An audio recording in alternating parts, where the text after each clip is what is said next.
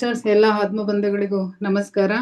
ಮೊಟ್ಟ ಮೊದಲ ಬಾರಿಗೆ ಬ್ರಹ್ಮಶ್ರೀ ಪಿತಾಮಹ ಪತ್ರಿಜಿಯವರಿಗೂ ಹಾಗೂ ಸ್ವರ್ಣಮಾಲಾ ಅಮ್ಮನವರಿಗೂ ಅನಂತ ಧನ್ಯವಾದಗಳನ್ನು ಅರ್ಪಿಸುತ್ತಾ, ಹಾಗೆ ಈ ವೇದಿಕೆಯನ್ನು ನಿರ್ಮಾಣ ಮಾಡಿಕೊಟ್ಟಿರ್ತಕ್ಕಂಥ ರಂಗನಾಥ್ ಸರ್ ಅವರಿಗೂ ಸಹ ನನ್ನ ಅನಂತ ಧನ್ಯವಾದಗಳನ್ನು ಅರ್ಪಿಸುತ್ತಾ ಮಾಸ್ಟರ್ಸ್, ನಿಮಗೂ ಸಹ ನನ್ನ ಧನ್ಯವಾದಗಳನ್ನು ಅರ್ಪಿಸ್ತಾ ಇದ್ದೀನಿ ಮಾಸ್ಟರ್ಸ್.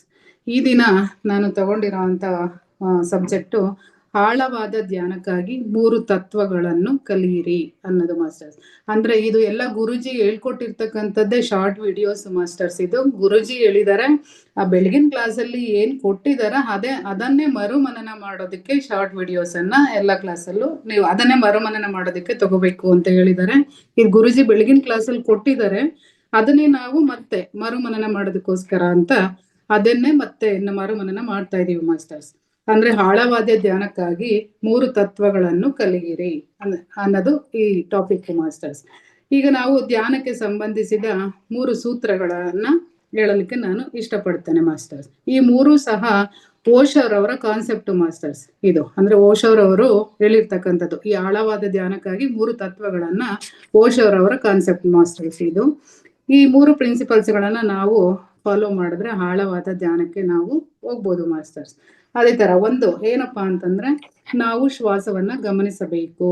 ಅಂದ್ರೆ ಇದೆಲ್ಲ ನಿಮ್ಗೆಲ್ಲ ಗೊತ್ತಿರೋದೆ ಮಾಸ್ಟರ್ಸ್. ಧ್ಯಾನ ಕೂತ್ಕೋತೀವಿ ಅಂತಂದ್ರೆ ನಾವು ಶ್ವಾಸವನ್ನ ಗಮನಿಸ್ಬೇಕು. ಇದೇನು ಹೊಸದಾಗೇನು ಇಲ್ಲ, ಇದು ಹಳೇದೇ ಅಲ್ವಾ ಅಂತ ನೀವ್ ಹೇಳ್ಬೋದು.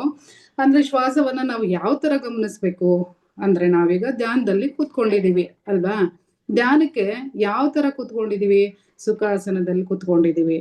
ಮತ್ತೆ ಧ್ಯಾನಕ್ಕೆ ನಾವು ಇಲ್ಲ ಬೆಡ್ ಮೇಲೆನೋ ಅಥವಾ ಚೇರ್ ಮೇಲೆನೋ ಯಾವ ತರ ಆದ್ರೂ ಕೂತ್ಕೋತೀವಿ, ಕೈ ಕಾಲುಗಳನ್ನ ಕ್ರಾಸ್ ಮಾಡ್ಕೋತೀವಿ, ಅದೇ ತರ ಕಣ್ಣುಗಳನ್ನ ಮುಚ್ಕೋತೀವಿ, ನಾವು ಶ್ವಾಸವನ್ನ ಅನುಸರಣೆ ಮಾಡ್ತೀವಿ. ಇದು ಎಲ್ಲರಿಗೂ ಗೊತ್ತಿರ್ತಕ್ಕಂಥದ್ದೇ ಮಾಸ್ಟರ್ಸ್. ಅಂದ್ರೆ ಇದಿಷ್ಟು ನಮ್ಗೆ ಗೊತ್ತಿರೋವಂಥದ್ದು, ನಾರ್ಮಲ್ ಆಗಿ ಎಲ್ಲರೂ ಮಾಡೋ ಅಂಥದ್ದೇನೆ. ಇದ್ರಲ್ಲಿ ಇನ್ನ ಏನಪ್ಪಾ ಸ್ಪೆಷಲ್ ಅಂದ್ರೆ, ನಾವು ಒಳಗಡೆಗೆ ಹೋಗುವಂತ ಉಸಿರು ಇರುತ್ತಲ್ವಾ, ಆ ಒಳಗಡೆಗೆ ಹೋಗುವಂತ ಉಸಿರಿನ ಜೊತೆಗೇನೆ ಅಂದ್ರೆ ಅದು ಎಷ್ಟು ದೂರ ಹೋಗುತ್ತೆ. ಈಗ ನಾವು ಒಳಗಡೆಗೆ ಉಸಿರನ್ನ ತಗೋತೀವಿ, ಆ ಉಸಿರಿನ ಜೊತೆನೆ ನಮ್ಮ ಗಮನ ಹೋಗ್ಬೇಕು. ಅಂದ್ರೆ ಎಷ್ಟು ಒಳಗಡೆ ಹೋದಾಗ ಆ ಉಸಿರಿನ ಜೊತೆನೆ ಹೋಗ್ಬೇಕು. ಮತ್ತೆ ಹೊರಗಡೆ ಬರುವ ಶ್ವಾಸವನ್ನ ಅದು ಹೊರಗಡೆಗೆ ಎಷ್ಟು ಹೊರಗಡೆಗೆ ಬರುತ್ತೆ, ಆ ಶ್ವಾಸದ ಜೊತೆನೆ ನಾವು ಹೋಗ್ಬೇಕು. ಅಂದ್ರೆ ಒಳಗಡೆ ಹೋಗುವಾಗೂ ಸಹ ಶ್ವಾಸದ ಜೊತೆ ಹೋಗ್ಬೇಕು, ಮತ್ತೆ ಹೊರಗಡೆ ಬರುವಾಗ್ಲೂ ಸಹ ಶ್ವಾಸ ಎಷ್ಟು ದೂರ ಹೋಗುತ್ತೆ ಅಷ್ಟು ದೂರ. ಒಳಗಡೆ ಹೋದಾಗ ಅದು ಎಷ್ಟು ದೂರ ಹೋಗುತ್ತೆ ಅದ್ರ ಜೊತೆನೆ ಅಷ್ಟು ದೂರ ಹೋಗ್ಬೇಕು. ಮತ್ತೆ ಹೊರಗಡೆ ಬರುವಾಗ್ಲೂ ಸಹ ಅದ್ರ ಜೊತೆ ಹೊರಗಡೆಗೆ ಅಷ್ಟೇ ದೂರ ಬರ್ಬೇಕು. ಇದನ್ನ ನಾವು ಏನಂತ ಅಂತೀವಪ್ಪ ಅಂದ್ರೆ ಆನಾಪಾನ ಸತಿ ಧ್ಯಾನ. ಅಂದ್ರೆ ಇದ್ರಲ್ಲಿ ಏನು ನಿಮ್ಗೆ ಸ್ಪೆಷಲ್ ಅನ್ಸಲ್ಲ, ಯಾಕೆಂದ್ರೆ ಇದು ದಿನ ಮಾಡೋ ಅಂತದೇನೆ. ಆದ್ರೆ ಸ್ಪೆಷಲ್ ಏನಂದ್ರೆ, ನಾವು ಶ್ವಾಸವನ್ನ ಗಮನಿಸಿ ಅಂತ ಮಾತ್ರ ನಾವು ಹೇಳ್ಕೊಂಡಿದೀವಿ. ಇದರಲ್ಲಿ ಸ್ಪೆಷಲ್ ಆಗಿ ಇರೋದು ಏನಂತಂದ್ರೆ, ಉಸಿರು ಒಳಗಡೆ ಹೋಗುವಾಗ ಅದು ಎಷ್ಟು ದೂರ ಹೋಗುತ್ತೆ ಅದ್ರ ಜೊತೆನಲ್ಲೇ ಹೋಗ್ಬೇಕು. ಮತ್ತೆ ನಾವು ಶ್ವಾಸವನ್ನ ಬಿಟ್ಟಾಗ ಅದು ಎಷ್ಟು ದೂರ ಬರುತ್ತೆ ಹೊರಗಡೆಗೆ ಅದ್ರ ಜೊತೆನಲ್ಲೇ ಇದ್ರೆ ನಮ್ಗೆ ನಾವು ಆಳವಾದಂತಹ ಧ್ಯಾನವನ್ನ ಮಾಡ್ತೀವಿ. ಅಂದ್ರೆ ಆಳವಾದ ಧ್ಯಾನಕ್ಕೆ ನಾವು ಹೋಗ್ಬೋದು ಮಾಸ್ಟರ್ಸ್. ಅಂದ್ರೆ ಇದನ್ನ ನಾವು ಆನಾಪಾನ ಸತಿ ಧ್ಯಾನ ಅಂತ ಹೇಳ್ತೀವಿ. ಈ ಆನಾಪಾನ ಸತಿ ಧ್ಯಾನವನ್ನ ನಮ್ಗೆ ಗೌತಮ ಬುದ್ಧರು ನಮ್ಗೆಲ್ಲ ಹೇಳ್ಕೊಟ್ರು. ನಮ್ಮ ಪತ್ರಿಜಿಯವರು ಇದನ್ನ ಎಲ್ಲರಿಗೂ ಸಹ ಪ್ರಚಾರ ಮಾಡಿದ್ರು ಮಾಸ್ಟರ್ಸ್. ಇದು ಒಂದನೇದು. ಮತ್ತೆ ಇನ್ನೊಂದು, ನಾವು ಅಂದ್ರೆ ಆಳವಾದಂತಹ ಧ್ಯಾನ ಮಾಡ್ಬೇಕು ಅಂತಂದ್ರೆ ಇನ್ನೊಂದು ಎರಡನೇದು ಏನಪ್ಪಾ ಅಂತಂದ್ರೆ, ಇವಾಗ ನಾವು ಧ್ಯಾನಕ್ಕೆ ಕೂತ್ಕೋತೀವಿ ಮಾಸ್ಟರ್ಸ್. ಆ ಧ್ಯಾನಕ್ಕೆ ಕೂತ್ಕೊಂಡಾಗ ನಮ್ಮ ಸುತ್ತಮುತ್ತ ಶಬ್ದಗಳು ಎಷ್ಟೋ ಬರ್ತಾ ಇರುತ್ತೆ ಅಲ್ವಾ. ಈಗ ಧ್ಯಾನಕ್ಕೆ ಕೂತ್ಕೊಂಡಾಗ ಎಷ್ಟೋ ಸೌಂಡ್ಗಳು, ಈಗ ನಮ್ ಸುತ್ತ ಶಬ್ದಗಳು ಬರ್ಬೋದು, ಅಥವಾ ಪಕ್ಷಿಗಳು ಶಬ್ದ ಮಾಡ್ಬೋದು, ಅಥವಾ ಯಾರಾದ್ರೂ ಹೊರಗಡೆ ಜಗಳ ಮಾಡ್ಬೋದು, ಅಥವಾ ಈಗ ಕಾರಂದೋ ಗಾಡಿದೋ ಏನಾದ್ರೂ ಯಾವ್ದಾದ್ರು ಹಾರನ್ ಮಾಡ್ಬೋದು, ಇಲ್ಲ ಅಥವಾ ಒಬ್ಬ ವ್ಯಕ್ತಿ ಬಂದ್ಬಿಟ್ಟು ನಮ್ಗೆ ಧ್ಯಾನಕ್ಕೆ ಡಿಸ್ಟರ್ಬ್ ಮಾಡ್ಬೋದು. ಈಗ ನಾವು ಮನೆಯಲ್ಲೇ ಧ್ಯಾನ ಕೂತಿರ್ತೀವಿ ಅನ್ಕೊಳ್ಳಿ, ಯಾರೋ ಈಗ ನಮ್ಮ ಮನೆಯಲ್ಲೇ ಎಷ್ಟೋ ಜನ ಓಡಾಡೋರು ಇರ್ತಾರೆ, ಮಕ್ಕಳು ಅವ್ರು ಅವ್ರಿಗೇನು ಗೊತ್ತಿರಲ್ಲ, ಇದ್ರಲ್ಲಿ ಅವ್ರು ಇರ್ತಾರೆ, ನಮ್ಮ ಇದ್ರಲ್ಲಿ ನಾವಿರ್ತೀವಿ. ಏನೇ ಸಹ ಡಿಸ್ಟರ್ಬ್ ಮಾಡ್ಲಿ, ಏನೇ ಆದ್ರೂ ಸಹ ನಾವು ಅದನ್ನ ಅಕ್ಸೆಪ್ಟ್ ಮಾಡ್ಕೋಬೇಕು, ಅಂದ್ರೆ ಸ್ವೀಕಾರ ಮಾಡ್ಬೇಕು. ಈಗ ಅವ್ರನ್ನ ನಾವು ಅವರು ಈಗ ನಂಗೆ ಡಿಸ್ಟರ್ಬ್ ಆಗ್ತಾ ಇದೆ ಅಂತ ಅವ್ರನ್ನ ಬೈಕೊಳ್ಳೋದು ಅಥವಾ ಅವ್ರ ಹತ್ರ ಜಗಳ ಮಾಡೋದು, ಇದೇನಾದ್ರೂ ಮಾಡ್ಕೊಂಡಾಗ ನಮ್ಗೇನಾಗತ್ತೆ, ಅಂದ್ರೆ ಬೇರೆ ಆಲೋಚನೆಗಳು ಜಾಸ್ತಿ ಆಗ್ತಾ ಹೋಗ್ತದೆ. ಅದು ನಾನು ನಿನ್ ಮುಂದೆ ಕೇಳ್ತೀನಿ. ಅಂದ್ರೆ ಈಗ ನಾವು ಅದನ್ನ ಅಕ್ಸೆಪ್ಟ್ ಸ್ವೀಕಾರ ಮಾಡ್ಕೋಬೇಕು. ಅಂದ್ರೆ ಒಂದು ವಸ್ತು ಮುಖಾಂತರ ಆಗ್ಲಿ, ಒಂದು ವ್ಯಕ್ತಿ ಮುಖಾಂತರ ಆಗ್ಲಿ, ಅಥವಾ ಒಂದು ವೆಹಿಕಲ್ ಮುಖಾಂತರ ಆಗ್ಲಿ, ಅಥವಾ ಒಂದು ಪರಿಸರದ ಮುಖಾಂತರ ಆಗ್ಲಿ, ಯಾವುದ್ರಿಂದಾನೇ ಡಿಸ್ಟರ್ಬ್ ಆದ್ರೂ ಸಹ ನಾವು ಸ್ವೀಕಾರ ಮಾಡ್ಕೊಂಡೆ ಅಂತ ಅಂದ್ರೆ ಆಗ ನಮ್ಗೆ ಆಲೋಚನೆಗಳು ತುಂಬಾ ಕಡಿಮೆ ಆಗತ್ತೆ. ಅದನ್ನ ಅಂದ್ರೆ ಅವ್ರಿಗೆ ಏನೇ ಮಾಡ್ಕೊಂಡ್ಲಿ, ನಾನ್ ಧ್ಯಾನದಲ್ಲಿದ್ದೀನಿ ಅದನ್ನೆಲ್ಲಾನು ಸ್ವೀಕಾರ ಮಾಡ್ಕೊಂಡು, ಯಾಕೆಂದ್ರೆ ಎಚ್ಚರಿಕಾ ಸ್ಥಿತಿನಲ್ಲಿ ಇರ್ತೀವಿ ನಾವು. ಅದನ್ನೆಲ್ಲ ಸ್ವೀಕಾರ ಮಾಡ್ತಾ ಅಕ್ಸೆಪ್ಟ್ ಮಾಡ್ಕೊಂತಾ ನಾವು ಧ್ಯಾನವನ್ನ ಮಾಡಿದಾಗ ನಮಗೆ ಇನ್ನೂ ಹೆಚ್ಚು ಧ್ಯಾನ ಆಗತ್ತೆ ಮಾಸ್ಟರ್ಸ್. ಅದನ್ನ ಸ್ವೀಕಾರ ನಾವು ಮಾಡ್ದೇನೆ ಈ ತರ ಡಿಸ್ಟರ್ಬ್ ಮಾಡ್ತಾ ಇದ್ಯಾ ಹಂಗೆ ಹಿಂಗೆ ಅಂತ ನಾವು ಒಂದ್ ವ್ಯಕ್ತಿ ಹತ್ರ ನಾನ್ ಧ್ಯಾನ ಕೂತ್ಕೊಂಡಿದೀನಿ, ನೀನ್ ನನ್ಗೆ ತೊಂದ್ರೆ ಮಾಡ್ತಾ ಇದೀಯಾ ಅಂತ ಈಗ ಒಂದ್ ವ್ಯಕ್ತಿ ಹತ್ರ ನಾವು ಜಗಳ ಮಾಡಕ್ ಹೋದ್ವಿ ಅಂತಂದ್ರೆ, ಆ ಜಗಳ ಮಾಡಕ್ ಹೋದಾಗ ಈಗ ನಾವು ಒಂದಷ್ಟು ಮಾತಾಡಿರ್ತೀವಿ, ಆ ವ್ಯಕ್ತಿ ನಮಗೆ ರಿವರ್ಸ್ ಮಾತಾಡಿರ್ತಾನೆ. ಅವಾಗ ಏನಾಗತ್ತೆ, ನಾವು ಧ್ಯಾನ ಕೂತ್ಕೊಂಡ್ರು ಸಹ ಅವನ್ ಮಾತಾಡಿರೋಂಥದ್ದು ನಾವು ಮಾತಾಡಿರೋಂಥದ್ದು, ಇದು ನಾವು ಧ್ಯಾನ ಕೂತ್ಕೊಂಡ್ರು ಅದೇ ಆಲೋಚನೆಗಳು. ಅಂದ್ರೆ ನಾವು ಸ್ವೀಕಾರ ಮಾಡ್ಕೊಂಬಿಟ್ಟಾಗ, ಈಗ ಏನೇ ಅಡೆತಡೆ ಆದ್ರೂ ಸಹ ಅದನ್ನ ಸ್ವೀಕಾರ ಮಾಡ್ಕೊಂಡಾಗ ನಮ್ಗೂ ಹೆಚ್ಚು ಆಲೋಚನೆಗಳು ಬರೋದಿಲ್ಲ. ಸ್ವೀಕಾರ ಮಾಡ್ದೇನೆ ಅವನ ಹತ್ರ ನಾವು ಜಗಳ ಅದು ಇದು ಮಾಡಿದಾಗ ನಾವು ಮಾಡ್ಬಿಟ್ಟು ನಾವು ಧ್ಯಾನ ಕೂತ್ಕೊಂಡಿದೀವಿ ಅನ್ಕೊಳ್ಳಿ, ಅವಾಗ ಏನಾಗುತ್ತೆ, ನಾನ್ ಮಾತಾಡಿರೋಂಥದ್ದು ಮತ್ತೆ ಅವನ್ ಮಾತಾಡಿರೋಂಥದ್ದು ಇದೇ ನಮ್ಗೆ ಧ್ಯಾನ ಕೂತ್ಕೊಂಡ್ರು ಆಲೋಚನೆಗಳು ಹೆಚ್ಚಾಗ್ತಾ ಹೋಗುತ್ತೆ. ಆದ್ರಿಂದ ನಾವೇನ್ ಮಾಡ್ಬೇಕಪ್ಪ ಅಂತಂದ್ರೆ, ನಮ್ಮ ಸುತ್ತಲಿನ ಪರಿಸರದಲ್ಲಿ ಏನೇ ನಡೆದ್ರೂ ಸಹ ಅದನ್ನ ಅಕ್ಸೆಪ್ಟ್ ಮಾಡ್ಕೊಂಡಾಗ ನಮ್ಗೆ ಹೆಚ್ಚು ಆಲೋಚನೆಗಳು ಬರೋದಿಲ್ಲ ಮಾಸ್ಟರ್ಸ್. ಈಗ ನಾವು ಅದೇ ತರ ಒಂದು ಉದಾಹರಣೆ ಹೇಳೋದಾದ್ರೆ, ನಮ್ಮ ಬುದ್ಧರು ಒಂದು ಅವ್ರು ಭಿಕ್ಷಾಟನೆಗೆ ಅಂತ ಹೋಗ್ತಾರೆ.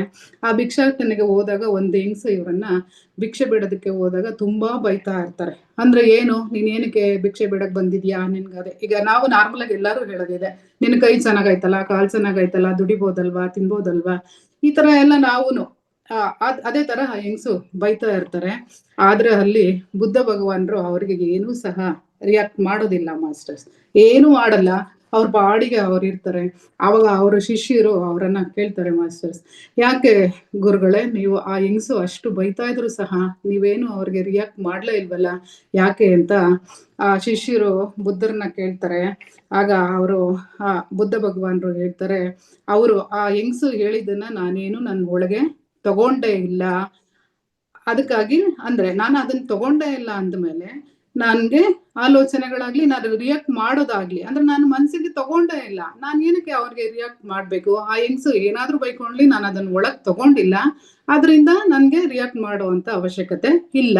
ಆ ಹೆಂಗ್ಸು ಬೈದಿದ್ದನ್ನೆಲ್ಲ ನಾನು ಹೊರಗಡೆನೆ ಬಿಟ್ಬಿಟ್ಟಿದೀನಿ, ಹಂಗಾಗಿ ನಾನು ಏನು ರಿಯಾಕ್ಟ್ ಮಾಡುವಂತ ಅವಶ್ಯಕತೆ ಇಲ್ಲ. ನಾನು ಒಳಗ್ ತಗೊಂಡಿದ್ರೆ ನಾನು ರಿಯಾಕ್ಟ್ ಮಾಡ್ಬೇಕು, ನಾನು ಒಳಗ್ ತಗೊಂಡಿಲ್ಲ, ಆದ್ರಿಂದ ನಾನು ರಿಯಾಕ್ಟ್ ಮಾಡುವಂತ ಅವಶ್ಯಕತೆನೆ ಇಲ್ಲ ಅಂತ ಆ ಬುದ್ಧರು ಶಿಷ್ಯರಿಗೆ ಹೇಳ್ತಾರೆ. ಆಗ ಅವ್ರು ಹೇಳ್ತಾರೆ, ನೀವು ಸಹ ಇದೇ ರೀತಿನೇ ಯಾವ್ದು ಏನೇ ಆಗ್ಲಿ ಅದನ್ನ ಎಲ್ಲ ಏನ್ ಬಂದ್ರು ಸಹ ಅಕ್ಸೆಪ್ಟ್ ಮಾಡ್ಬೇಕು. ಅಕ್ಸೆಪ್ಟ್ ಮಾಡ್ಕೊಂಡಾಗ ನಮ್ಗೆ ಯಾವ್ದೋ ಮನ್ಸೊಳಗಡೆ ಹೆಚ್ಚಾಗಿ ಹೋಗೋದಿಲ್ಲ, ಅವಾಗ ನಾವು ರಿಯಾಕ್ಟ್ ಮಾಡ್ಬೇಕು ಅಂತ ಅನ್ಸೋದಿಲ್ಲ. ಅದೇ ತರ ನೀವು ಸಹ ಸ್ವೀಕಾರ ಮಾಡ್ಬೇಕು ಅಂತ ಬುದ್ಧ ಭಗವಾನ್ರು ಅವರು ಶಿಷ್ಯರಿಗೆ ಹೇಳ್ತಾರೆ ಮಾಸ್ಟರ್ಸ್. ಅಂದ್ರೆ ಇದನ್ನ ಹೇಳಿರ್ತಕ್ಕಂಥ ಅಂದ್ರೆ ಓಶೋ ಅವರ ಕಾನ್ಸೆಪ್ಟ್ ಇದು. ಅದನ್ನ ಈ ಕಾನ್ಸೆಪ್ಟ್ ಅನ್ನ ನಾವು ನಮ್ಗೆ ಅಳವಡಿಸ್ಕೊಂಡ್ರೆ ನಾವು ಇಲ್ಲಿ ಧ್ಯಾನ ಅಂದ್ರೆ ಆಳವಾದಂತಹ ಧ್ಯಾನಕ್ಕೆ ಹೋಗ್ತೀವಿ ಮಾಸ್ಟರ್. ಅಂದ್ರೆ ಶ್ವಾಸವನ್ನ ಗಮನಿಸಿ. ಶ್ವಾಸವನ್ನ ನಾವು ಏಕೆ ಗಮನಿಸ್ಬೇಕು ಅಂದ್ರೆ, ನಾವು ಈಗ ಅರ್ಥ ಮಾಡ್ಕೊಳ್ಳೋಣ ಮಾಸ್ಟರ್. ಉದಾಹರಣೆಗೆ ನಮ್ಗೆ ಈಗ ನಮ್ಮ ಮನಸ್ಸಿಗೂ ನಮ್ಮ ಶ್ವಾಸಕ್ಕೂ ನೇರ ಸಂಪರ್ಕ ಇದೆ ಮಾಸ್ಟರ್ಸ್. ಅಂದ್ರೆ ನಮ್ಮ ದೇಹಕ್ಕೂ ಮನಸ್ಸಿಗೂ ಮತ್ತು ಆತ್ಮಕ್ಕೂ, ಇವು ಮೂರಕ್ಕೂ ಸಹ ಒಂದಕ್ಕೊಂದು ಸಂಬಂಧ ಇದೆ ಮಾಸ್ಟರ್ಸ್. ಉದಾಹರಣೆಗೆ ಹೇಳೋದಾದ್ರೆ, ಮನಸ್ಸಿಗೂ ಶ್ವಾಸಕ್ಕೂ ನೇರ ಸಂಪರ್ಕ ಇದೆ.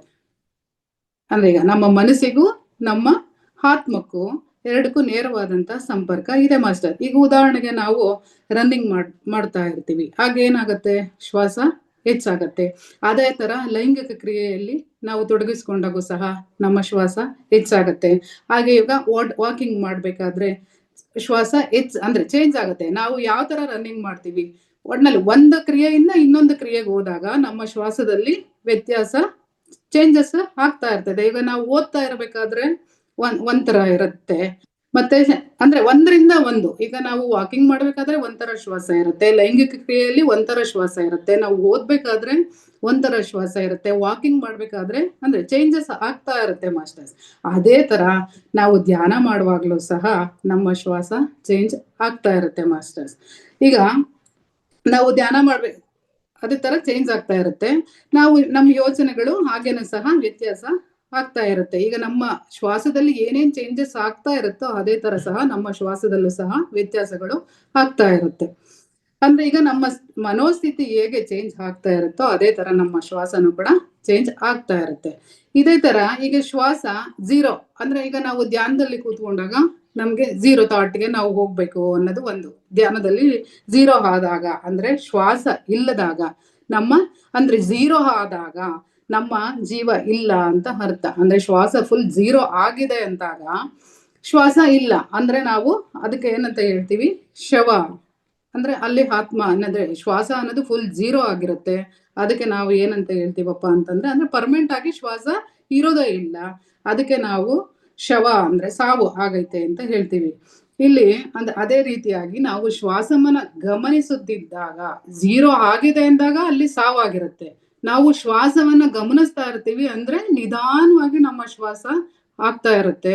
ಅಂದ್ರೆ ಶ್ವಾಸ ಕಡಿಮೆ ಮಾಡ್ತಾ ಹೋದಂಗೆ ನಮ್ಮಲ್ಲಿರುವ ಆಂತರಿಕ ಶರೀರ ನಮ್ಮ ಬಾಹ್ಯ ಶರೀರದಿಂದ ದೂರ ಆಗತ್ತೆ ಮಾಸ್ಟರ್ಸ್. ಅಂದ್ರೆ ನಾವು ಶ್ವಾಸವನ್ನ ನಿಧಾನವಾಗಿ ಝೀರೋ ಆದಾಗ ಸಾವಾಗತ್ತೆ.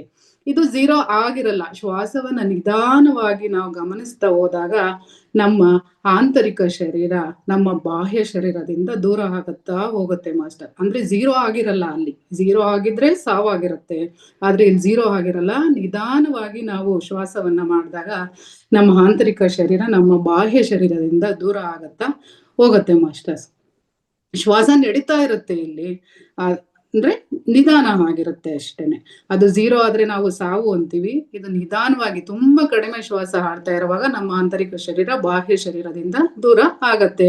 ನಾವು ಶ್ವಾಸವನ್ನ ಕಡಿಮೆ ಮಾಡುತ್ತಾ ಬಂದಂಗೆ ಆಂತರಿಕ ಶರೀರ ಬಾಹ್ಯ ಶರೀರದಿಂದ ದೂರ ಆಗಿ ನಮ್ಮ ಶರೀರ ಇಲ್ಲಿ ಇದ್ರೆ ಆಂತರಿಕ ಶರೀರ ಅಲ್ಲಿ ನಿಂತ್ಕೊಂಡು ನೋಡ್ತಾ ಇರುತ್ತೆ ಮಾಸ್ಟರ್. ಅಂದ್ರೆ ನಾವ್ ಏನೀಗ ಹೇಳ್ತೀವಿ ಹಾಸ್ಟೆಲ್ ಟ್ರಾವೆಲ್ ಅಂತ ಹೇಳ್ತೀವಲ್ವ ನಾವು, ಆ ತರ. ಅಂದ್ರೆ ನಮ್ಮ ಆಂತರಿಕ ಶರೀರ ನಮ್ಮ ಬಾಹ್ಯ ಶರೀರದಿಂದ ದೂರ ಆಗಿ ಹೋಗಿ ನಿಂತ್ಕೊಂಡು ನೋಡುವಾಗ ಏನಾಗತ್ತೆ, ನಮ್ದು ಹಾಸ್ಟೆಲ್ ಟ್ರಾವೆಲ್ ಆಗತ್ತೆ ಮಾಸ್ಟರ್. ಇದ್ರ ಅರ್ಥ ಏನಪ್ಪಾ ಅಂದ್ರೆ ನಾವು ಶ್ವಾಸವನ್ನ ಎಷ್ಟು ಕಡಿಮೆ ಮಾಡ್ತೇವೋ ಅಷ್ಟೇ ಶ್ವಾಸ ನೆಮ್ಮದಿ ಆಗತ್ತೆ. ನೆಮ್ಮದಿ ಆಗ್ತಾ ಹೋದಂತೆ ಅವಾಗ ನಮ್ಗೆ ಆಂತರಿಕ ಶರೀರ ಪ್ರಯಾಣ ಆಗತ್ತೆ ಮಾಸ್ಟರ್ಸ್. ಅಂದ್ರೆ ಆಂತರಿಕ ಶರೀರ ಪ್ರಯಾಣ ಅಂದ್ರೆ ಹಾಸ್ಟೆಲ್ ಟ್ರಾವೆಲ್ ಅಂತ ಹೇಳ್ತೀವಿ ಮಾಸ್ಟರ್. ಇದು ಆಗತ್ತೆ.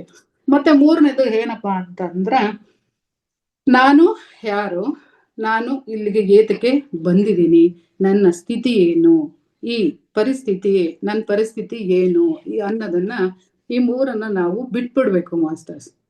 ಅಂದ್ರೆ ನಾನು ಯಾರು, ನಾನು ಇಲ್ಲಿಗೆ ಏನಕ್ಕೆ ಬಂದಿದ್ದೀನಿ, ಮತ್ತೆ ನಾನು ಯಾವ ಪರಿಸ್ಥಿತಿನಲ್ಲಿದ್ದೀನಿ ಇದನ್ನ ನಾವು ಅಂದ್ರೆ ವಿಲೀನ ಮಾಡ್ಬಿಡ್ಬೇಕು. ಅಂದ್ರೆ ಬಿಟ್ಬಿಡ್ಬೇಕು. ನಾನು ಯಾರು, ನಾನು ಏನಕ್ಕೆ ಬಂದಿದ್ದೀನಿ, ನಾನು ಯಾವ ಪರಿಸ್ಥಿತಿನಲ್ಲಿದ್ದೀನಿ ಇದನ್ನೆಲ್ಲ ಮರೆತು ಬಿಟ್ರೆ ನಮ್ಗೆ ಯಾವುದೇ ತೊಂದರೆ ಧ್ಯಾನಕ್ಕೆ ಆಗೋದಿಲ್ಲ ಮಾಸ್ಟರ್ಸ್. ನಮ್ಗೆ ಧ್ಯಾನ ಒಳ್ಳೆ ಸ್ಥಿತಿಯಲ್ಲಿ ಧ್ಯಾನ ಆಗತ್ತೆ. ಇದನ್ನೆಲ್ಲ ಬಿಟ್ಟು ಕೂತಿ ನಾವು ಧ್ಯಾನವನ್ನ ಮಾಡಿದಾಗ ನಮ್ಗೆ ಒಳ್ಳೆ ರೀತಿನಲ್ಲಿ ಧ್ಯಾನ ಆಗತ್ತೆ ಮಾಸ್ಟರ್ಸ್.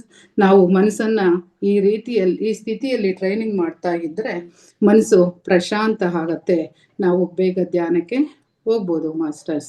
ಈ 3 ಅಂಶಗಳನ್ನ ನಾವು ಫಾಲೋ ಮಾಡಿದ್ರೆ ನಮ್ಮ ಧ್ಯಾನಕ್ಕೆ ಬೇಗ ಹೋಗ್ಬೋದು ಮಾಸ್ಟರ್ಸ್.